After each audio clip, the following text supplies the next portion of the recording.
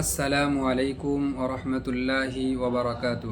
আলহামদুলিল্লাহি রব্বিল আলামিন ওয়াসসালাতু ওয়াসসালামু আলা সাইয়্যিদিল আমিন নবিয়্যিনা মুহাম্মদ ওয়া আলা আলিহি ওয়া সাহবিহি আজমাইন, আম্মা বা'দ।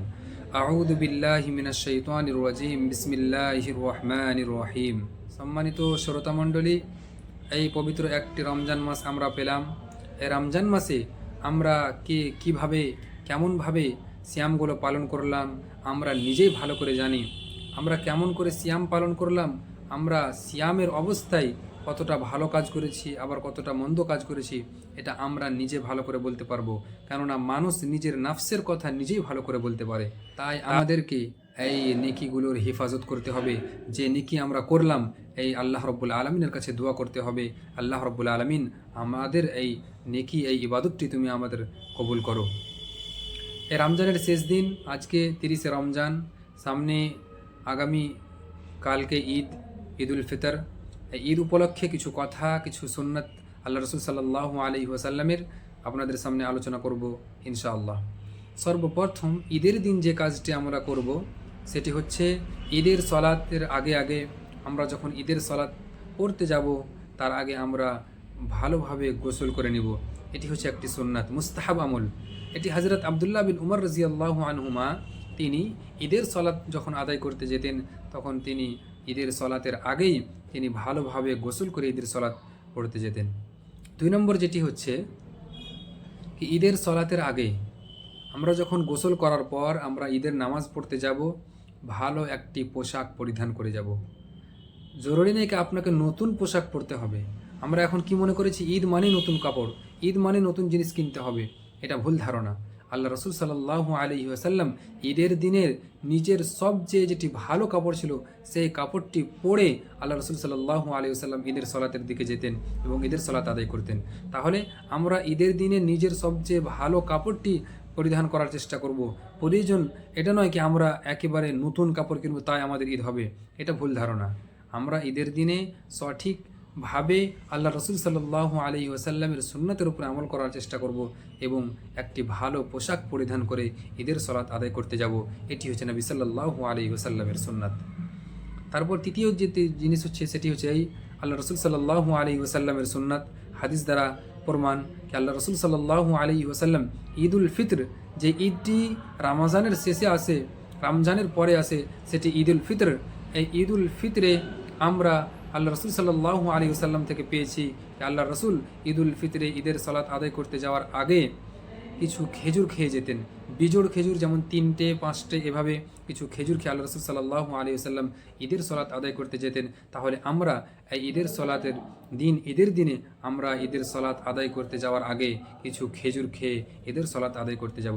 কারোর কাছে যদি খেজুর না থাকে, কারোর বাড়িতে যদি খেজুর না থাকে, তাহলে কোনো একটি জিনিস আপনি খেয়ে ঈদের সলাত আদায় করতে যাবেন। আল্লাহ রসুল সাল্লাল্লাহু আলাইহি ওয়াসাল্লামের সুন্নাতের উপরে আমল হবে। 4 নম্বর যেটি জিনিস সেটি হচ্ছে আল্লাহ রসুল সাল্লাল্লাহু আলাইহি ওয়াসাল্লামের একটি সুন্নাত। ঈদের দিন আল্লাহ রসুল সাল্লাল্লাহু আলাইহি ওয়াসাল্লাম কোনো সাওয়ারিতে চড়ে ঈদ করতে যেতেন না, পায়ে হেঁটে ঈদের সলাত আদায় করতে যেতেন। তাই আমরা চেষ্টা করব কি আমরা যেন ঈদের সলাতটি পায়ে হেঁটে গিয়ে ঈদের সলাত আদায় করতে যাই, ঈদগাহতে যাই। 5 নম্বর জিনিস হচ্ছে আমরা আল্লাহ রসুল সাল্লাল্লাহু আলাইহি ওয়াসাল্লামের সুন্নাত এবং আল্লাহ রসুল সাল্লাল্লাহু আলাইহি ওয়াসাল্লাম থেকে পেয়েছি আল্লাহ রসুল যখন ঈদগাহ যেতেন তাহলে যাওয়ার সময় এক পথ দিয়ে যেতেন, আবার আসার সময় অন্য পথ দিয়ে আসতেন। এতে অনেক বড় একটি হিকমত রয়েছে। তার মধ্যে একটি হচ্ছে রাস্তায় আপনার অনেক গরিব দুঃখীনদের সাথে আপনার সাক্ষাৎ হবে, তাদের কী অবস্থায় রয়েছে ঈদের দিনে তাদের সাথে ভালোভাবে কথা, আপনার ক্ষমতা অনুযায়ী আপনি তাদেরকে সাহায্য হয়তো করতে পারলেন। এটাই একটি বড় একটি হিকমত ওলামারা বর্ণনা করে থাকেন। তাই ঈদের দিনে আমরা এক পথ দিয়ে যাব এবং আর এক পথ দিয়ে আসার চেষ্টা করব। আল্লাহ রসুল সাল্লাল্লাহু আলাইহি ওয়াসাল্লামের সুন্নাতের উপরে আমল হবে। এবং যদি এমন দেখা যায় কি আপনার বাড়ির দিকে আসা শুধু একটাই পথ, তো কমপক্ষে চেষ্টা করবেন কি কিছু একটু পথ, যদি কোনো একটি গলি অন্য দিক দিয়ে আসা হয় তাহলে এটাই চেষ্টা করবেন, সেটাই কমপক্ষে যেন আল্লাহ রসুলের সুন্নাতের উপরে আমল করার জন্য আপনি সেই পথটা দিয়ে একটু হেঁটে আসার চেষ্টা করবেন। আল্লাহ রসুলের সুন্নাতের উপরে আমল হবে। তারপরে 6 নম্বর যেটি জিনিস সেটি হচ্ছে এই ঈদের সলাতের আসার পথে আমরা তাকবীরগুলো পড়তে পড়তে আসবো। আল্লাহু আকবার, আল্লাহু আকবার, লা ইলাহা ইল্লাল্লাহু, আল্লাহু আকবার, আল্লাহু আকবার ওয়ালিল্লাহিল হামদ, আল্লাহু আকবার কাবীরা, আলহামদুলিল্লাহি কাসীরা, সুবহানাল্লাহি বুকরাতান ওয়া আসীলা। আমরা এই তাকবীরটি পড়তে পড়তে ঈদগাহের দিকে আসার চেষ্টা করব। আল্লাহ রাসূল সাল্লাল্লাহু আলাইহি ওয়াসাল্লামের এটি সুন্নাত এবং সাহাবাদের থেকে এই জিনিসটি পাওয়া যায়। এই সাহাবারা এই ঈদের নামাজের আগে আগে তাকবীরগুলো পাঠ করতে করতে ঈদগাহের দিকে আসতেন। 7 নম্বর যেটি জিনিস আপনাদের সামনে আলোচনা করব সেটি হচ্ছে ঈদের সালাত ঈদগাহতে আদায় করতে হবে। আল্লাহর রাসূল থেকে এটাই আমরা পেয়েছি। আল্লাহ রাসূল সাল্লাল্লাহু আলাইহি ওয়াসাল্লাম ঈদের সালাত খোলা মাঠে ঈদগাহতে আদায় করেছেন। এবং ব্যতিক্রম দেখা গেল বৃষ্টি হওয়ার কারণে কোনো কারণে আপনি ঈদের সালাত ঈদগাহতে আদায় করতে পেলেন না, তখন মসজিদে ঈদের সালাত আদায় করে যায়, এটি জায়েজ। তবে ঈদগাহ থাকাকালীন ঈদগাহ যদি না আছে তাহলে ঈদগাহের ব্যবস্থা করতে হবে এবং ঈদের সালাত মসজিদে নয়, ঈদের সালাত ঈদগাহতে আদায় করতে হবে। 8 নম্বর যেটি আল্লাহ রাসূল সাল্লাল্লাহু আলাইহি ওয়াসাল্লামের সুন্নাত সেটি হচ্ছে ঈদের সালাতের পর ইমাম সাহেব যে খুতবা দিবে এই খুতবাটি শোনা। এখন আমাদের দেখা যায় যে ঈদগাহ কমিটিগুলো এবং সবাই কি করে ওই ঈদের দিন টাকাগুলো খালি চান্দা নেওয়ার জন্য অতিব্যস্ত হয়ে যায়। ঈদের পরে যে খুতবা শুনতে হবে এটার দিকে আমাদের ধ্যান থাকে না। আল্লাহ রাসূলের যে এটি একটি সুন্নাত এটার দিকে আমাদের লক্ষ্য থাকে না, শুধু আমরা এটা করব ওটা করব। ঈদের সালাত হলো বাস ইমাম সাহেব খুতবা দিচ্ছেন আর আমরা চলে এলাম সব উঠে উঠে, ইমাম সাহেবের বলা কাজ ইমাম সাহেব বলছে, এটা করবেন না। ঈদের দিন আল্লাহ রাসূল সাল্লাল্লাহু আলাইহি ওয়াসাল্লামের সুন্নাত হচ্ছে যে আপনি সালাতের পর কিছুক্ষণ বসে থাকেন, আপনি ঈদের খুতবাটি শোনার চেষ্টা করেন। এবং 9 নম্বর জিনিস যেটি আপনাদের সামনে রাখবো যেটি সুন্নাত সেটি হচ্ছে ঈদের সালাতের পর একে অপরের সাথে সাক্ষাৎ হবে, মুবারকবাদ পেশ করা। কি শব্দ দিয়ে আমরা তাদেরকে শুভেচ্ছা জানাবো?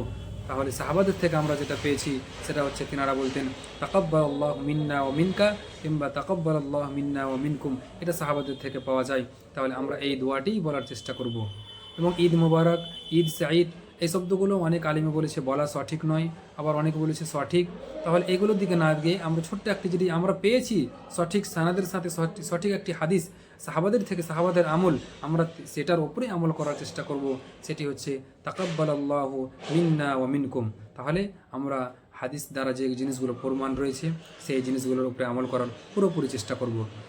10 নম্বর যেটি জিনিস ঈদের উপলক্ষে আমাদের জানা উচিত সেটি হচ্ছে আমরা ঈদের সলাতের আগে এবং ঈদের সলাতের পরে কোনো আর নফল নামাজ পড়ব না। আল্লাহ রাসূল সাল্লাল্লাহু আলাইহি ওয়াসাল্লাম ঈদের সলাতের আগে এবং ঈদের সলাতের পরে ঈদগাহাতে কোনো নামাজ পড়েননি। কিন্তু ব্যতিক্রম দেখা গেছে কি ঈদের সলাত আপনি মসজিদে পড়ছেন, হয়তো বৃষ্টির কারণে এই হুকুমতের পক্ষ থেকে বারণ করা আছে খোলা মাঠে নামাজ পড়ার কারণে, যে কোনো কারণে হতে পারে আপনি ঈদের সলাত আপনি ঈদগাহতে পড়তে পেলেন না, তখন দেখা হলো আপনি মসজিদে ঈদের সলাত আদায় করছেন। তো মসজিদে যেহেতু আল্লাহ রাসূল সাল্লাল্লাহু আলাইহি ওয়াসাল্লামের পক্ষ থেকে প্রমাণ রয়েছে বা আল্লাহ রাসূল সাল্লাল্লাহু আলাইহি ওয়াসাল্লাম বলেছেন যখন তোমাদের কেউ মসজিদে প্রবেশ করবে তাহলে বসার আগে সে যেন 2 রাকাত সালাত আদায় করে। তাহলে এটা মসজিদ তাহিয়াতুল মসজিদ, মসজিদে আসার কারণে আপনি সেই 2 রাকাতটি পড়বেন। ঈদ উপলক্ষে নয়, ঈদের জন্য নয়, কেনা ঈদের আগে 2 রাকাত কিংবা ঈদের পরে এটা নয়, শুধু মসজিদে যদি হয় তাহলে মসজিদে আসার কারণে এবং তাহিয়াতুল মসজিদ সেইটি পড়তে পারেন 2 রাকাত। এছাড়া আর ঈদের সালাতের আগে এবং ঈদের সালাতের পরে কোনো নামাজ ঈদগাহতে নাই। এখানে আরও একটি জানার বিষয় আছে, আল্লাহ রাসূল সাল্লাল্লাহু আলাইহি ওয়াসাল্লাম থেকে প্রমাণ রয়েছে আল্লাহ রাসূল সাল্লাল্লাহু আলাইহি ওয়াসাল্লাম ঈদের সালাত আদায় করার পর যখন বাড়িতে যেতেন, বাড়িতে গিয়ে আল্লাহ রাসূল সাল্লাল্লাহু আলাইহি ওয়াসাল্লাম 2 রাকাত সুন্নাত পড়েছেন। তাহলে আমরা যদি কেউ পড়তে চাই তাহলে এই 2 রাকাতটি বাড়িতে গিয়ে আমরা পড়তে পারি, আল্লাহ রাসূলের একটি সুন্নাতের উপরে আমাদের আমল হবে। এবার 11 নম্বর জিনিস যেটি হচ্ছে ঈদ উপলক্ষে জানা, আমরা সকলে এটা আমাদের একটা মনে প্রশ্ন থাকে কি দোয়ায়ে সানা কখন পড়ব। যেমন ঈদের সলাতে হয় কি 2 রাকাত সলাত, প্রথম রাকাতে তাকবীরে তাহরিমার পরে 7টি তাকবীর এবং দ্বিতীয় রাকাতে তাকবীরে তাহরিমার পরে 5টি তাকবীর, তাহলে 12টি তাকবীর বেশি পড়তে হয় যেটাকে তাকবীরে জাওয়াইদ বলা হয়। তো তাহলে এই যে তাকবীরে জাওয়াইদ পড়া হলো, তারপরে আমরা দোয়ায়ে সানাটি পড়ব না তাকবীরে জাওয়াইদের আগে দোয়ায়ে সানাটি পড়ব, কোনটা করব, কখন আমরা দোয়ায়ে সানাটি পড়ব? তো ওলামাদের মত এবং ওলামাদের সঠিক মত দিয়ে যেটা জানা গেছে সেটা হচ্ছে এটাই, কেউ যদি তাকবীরে তাহরিমার পরে তাকবীরে জাওয়াইদের আগে এবং তাকবীরে তাহরিমার পরে যদি দোয়ায়ে সানাটি পড়ে তাহলে সেটাও পড়তে পারে, এবং সে যদি তাকবীরে জাওয়াইদ শেষ করে তাকবীরে জাওয়াইদের পরে যদি দোয়ায়ে সানাটি পড়ে তাহলে পড়তে পারে। ওলামাদের এটি মত রয়েছে, দুই ভাগই আমল করা যায়। 12 নম্বর যেটি ঈদ উপলক্ষে আমাদের জানার বিষয় আছে সেটি হচ্ছে এই, ঈদের সলাতে যে তাকবীরগুলো হয় তাকবীরে জাওয়াইদ, সেগুলো তো রফুল আদান করবো কি করব না, করলে কেমন সঠিক না না করলে সঠিক, এটা উপরে আমল দেখতে গেলে দুটোই প্রমাণ রয়েছে।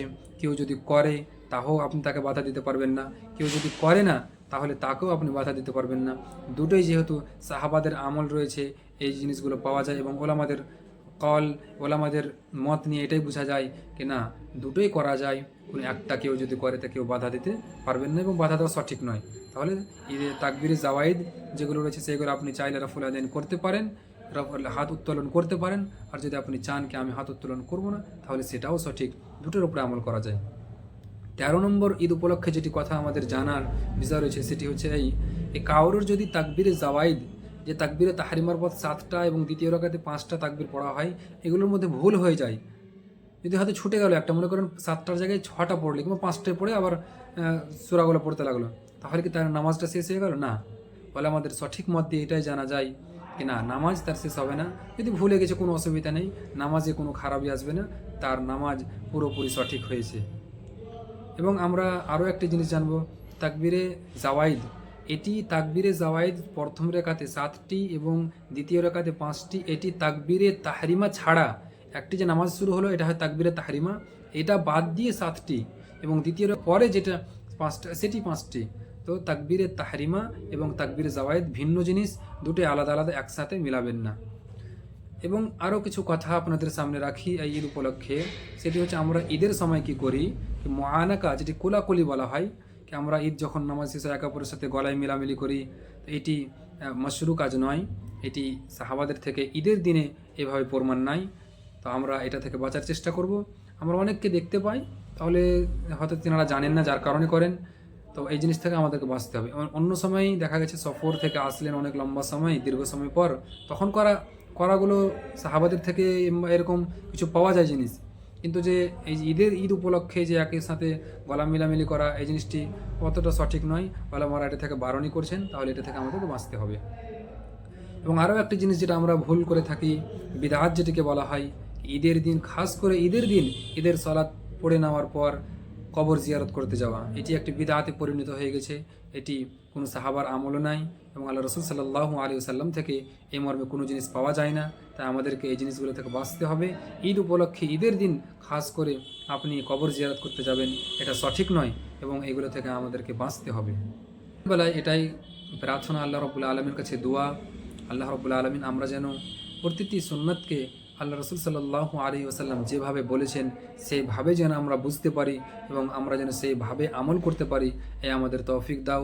এবং প্রতিটি বিদআত গায়ের মশরু কাজ এগুলো থেকে যেন আমরা বাঁচতে পারি, এই আমাদের তৌফিক দাও।